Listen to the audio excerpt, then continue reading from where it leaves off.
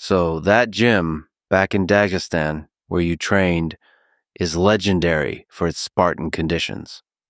There was just one shower for 70 people, only cold water. And yet, this humble little gym managed to raise more than 20 world champions, including several UFC champions.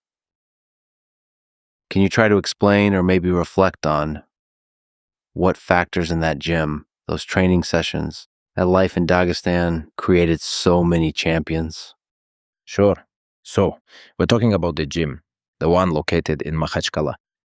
And Makhachkala, for the people who don't know, it's the capital of Dagestan.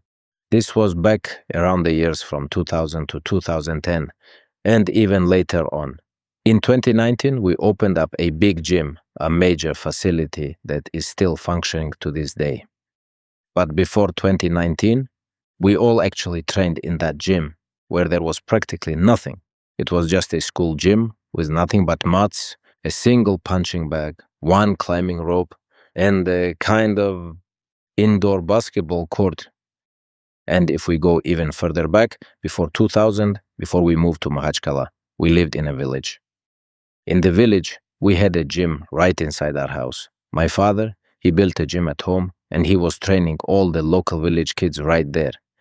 And there were times back when I was a child, let's say when I was maybe 6 or 7 years old, I would occasionally wake up to the sound of people training, doing their drills right there in the gym. You know, like with judo or freestyle, when they're drilling, one guy throwing another.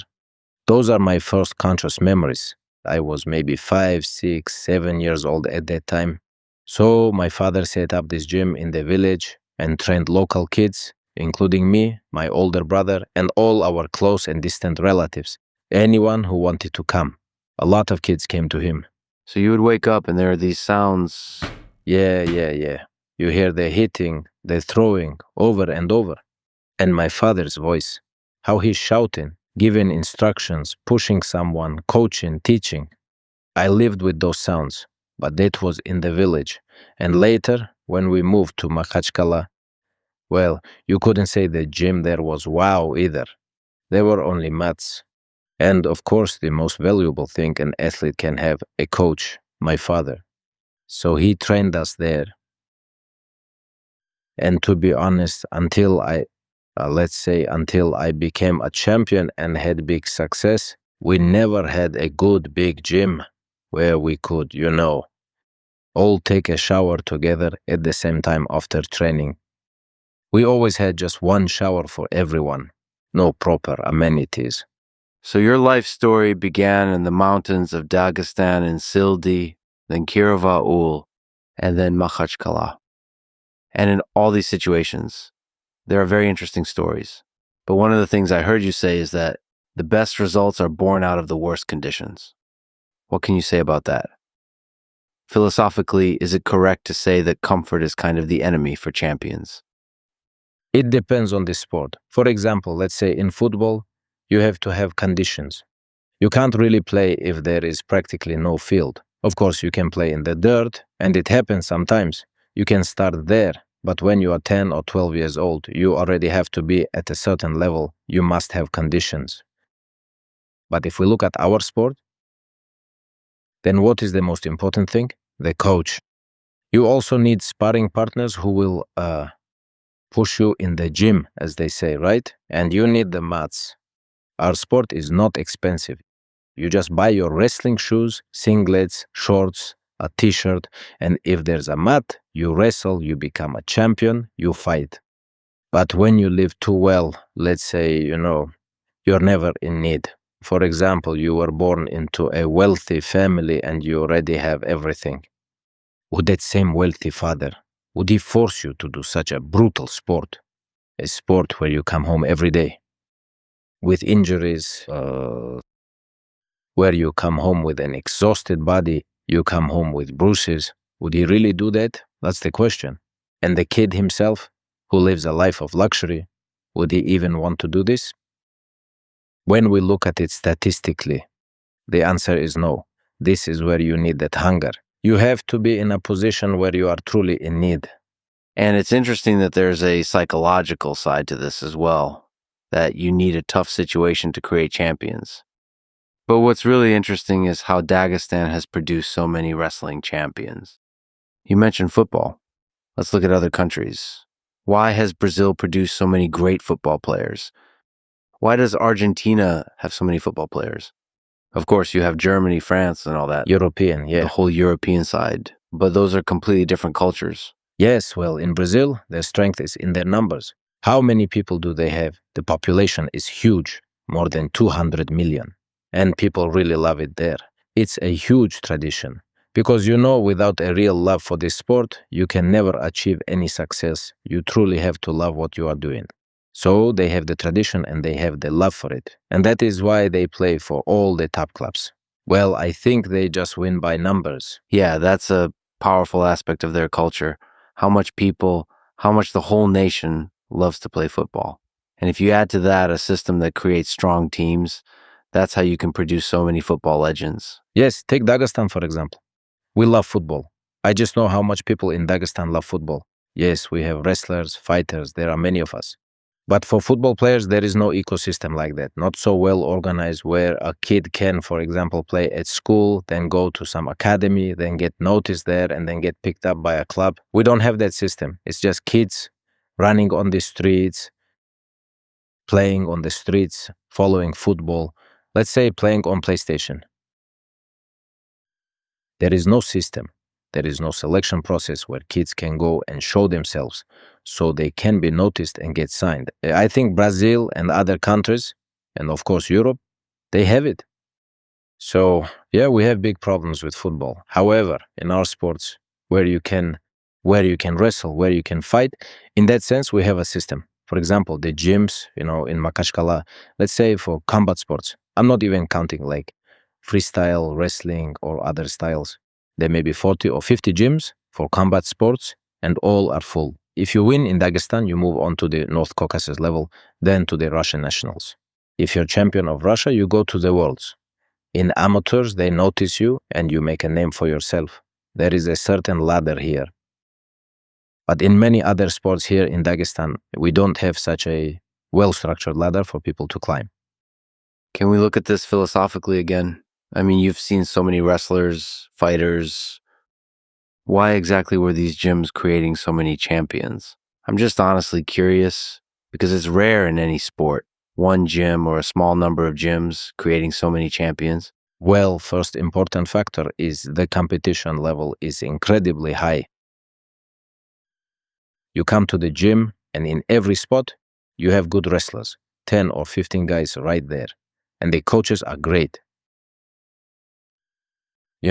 It so happened that my father broke through in the media. And then I became a champion. And the other guys became champions too. And my father's philosophy, it really resonated. And he became known for it. Yeah. But there are coaches in Dagestan that not many people know about. They are known locally, but they are very good. And actually, they have the knowledge, they have the approach, they have the philosophy. They could also be at the same level as my father was. I believe there are really quite a few of them. In terms of the coaching, I think Dagestan was extremely lucky. It probably goes back to the 1950s, when wrestling really took off here, starting with Ali Aliyev, our legendary wrestler, a 5-time world champion who went to the Olympics 3 times. That's where it started, with his generation. There was Zagalav, Abdulbekov, Ali Aliyev. Those are the well-known names. I mean, those guys are famous, but there were so many other less-known wrestlers who later on, after they retired, they all became great coaches themselves. And these coaches, they raised a very large number of guys who are really good at wrestling. And then some of those coaches, they kind of switched over to fighting, let's say to grappling, to MMA. And they started coaching in combat sambo as well. And it just kept going like that, it was moving forward step by step. And so we have a huge number of really great coaches. I believe this is one of the single most important keys to the success of Dagestani wrestlers and fighters, the coaching staff of Dagestan. Is it more about technique or is it really just about serious, incredibly hard work? Well, you have to look at the traditions. Because generally it's just the way it is in Dagestan. Everyone wrestles, everyone fights, it's part of our culture. You know yourself, fighting is like 50% wrestling. Every parent wants their children to wrestle, to be physically strong. Our approach to kids is that a child must be strong. They must be able to stand up for themselves, for their family. It's something that has traditionally always been in every single one of our clans, every family, every village. It's just in our blood. I mean, it's worth pointing out, and you've actually written about this, that this isn't just a recent thing. It's been going on for hundreds of years. Yes, that's right. These lands, Dagestan specifically, have seen powerful armies sweep through time and time again. Because of that, people here have always had to fight to survive, refusing to back down, refusing to give up their land or lose their identity. Their homes, their villages, Yeah. their families, and land. If we look back 1,000 years in history, maybe 1,500 years, there was the Khazar Khaganate, the Arabic Caliphate, then the Iranian Empire, or the Persian Empire, I should say. Then the Russian Empire, Timur passed through there, the Mongols. And if we look at the geographical location of Dagestan, for those who don't know, the Caucasus Range runs across the whole region like a wall, and then it slopes down right where the Caspian lowlands are. So you've got the sea on the right, the mountains on the left, and the Caspian lowlands right here. And there was a city there that's still standing today. It's one of the oldest cities in the world, not just in Russia. It's Derbent. It used to be called Babul Abwab. It means the gate of gates. Very major trade routes went through there, very large armies passed through, and it was bound to leave a mark on the people. We have so many languages, more than 30 different languages, and people just don't understand each other. Take Islam and me. We have different languages, come from different backgrounds. Islam is Lak and I'm Avar. When we talk, it's not like it's a dialect. We don't understand each other at all. But since Islam has been with us for nearly 25 years, he actually picked up some Avar over time. But anyway, the deep history of the region, it all left its mark. It created many different languages and traditions. Basically, of course, Islam is our primary religion, but Dagestan has actually absorbed a lot of cultures and faiths, even our food culture. It is incredibly rich. We have European and Asian and Caucasian, our own unique cuisine. So, on the people themselves, the last 1,500 years of history have left a huge mark. If you're into history and you start reading about Dagestan, I think you'll get completely immersed and be amazed by what a unique place it is. So all of this left a huge mark. Look at the terrain. It's a coastal plain, and then the mountains rise up. For instance, take someone like Timur. When he passed through with a huge army, he stayed in the Dagestan lowlands but never went up into the mountains. Why? Because you've got hundreds of thousands of troops, soldiers traveling with horses and supplies. If they had started going up into the mountains where it's cold and there are no roads, it would have been too tough for them. So the highlanders somehow managed to stay independent. But the lowlands, the Caspian lowlands of Dagestan, they kept changing hands. Massive empires would roll in, and all of that left a mark on the people. The Gate of the Gates. Babul Abwab. Historians wrote about it, say, 1,000 or 1,500 years ago. Great historians from various countries. People have written so much about Dagestan. It went by different names back then, but they wrote a ton about this exact region. Many people, many empires invaded our land. So do you feel that inside you, in your blood, your heart, like all of this history? Well, in the past, it's not like I really felt it. I knew Dagestan's history, but maybe with time, you start to see it in a whole new light. Every year, you change a bit on a mental and psychological level. Now I understand. I really do.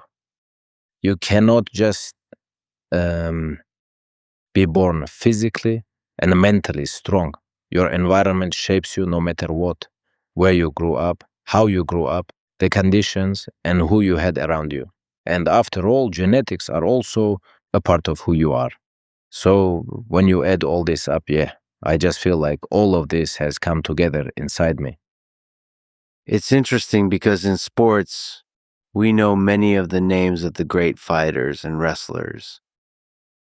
Yet when it comes to war, there are so many people who fought, heroes, truly great warriors. Some we know by name, but most of them we'll never actually know, and We'll never know. you write about Imam Shamil, that he's an important figure for this region and a hero as well. Well, Imam Shamil, he was known for resisting an empire as huge as Russia. Dagestan is so small, and he had so few people with him. How did he get famous? He got famous because he held out for a very long time. He didn't just resist for a couple of years. He was like a regular fighter, let's say, a soldier for 10 years, and then when he became the leader, he went on for another 25 years. So, 35 years of his conscious life he spent fighting not just some random empire, but what was then, if not the most powerful, definitely one of the strongest empires of that era.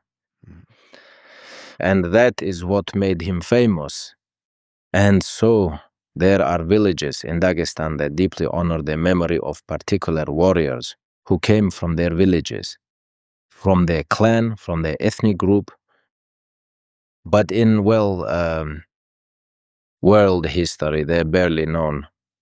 Like, take Shamil. He's a leader, right? So everybody knows him.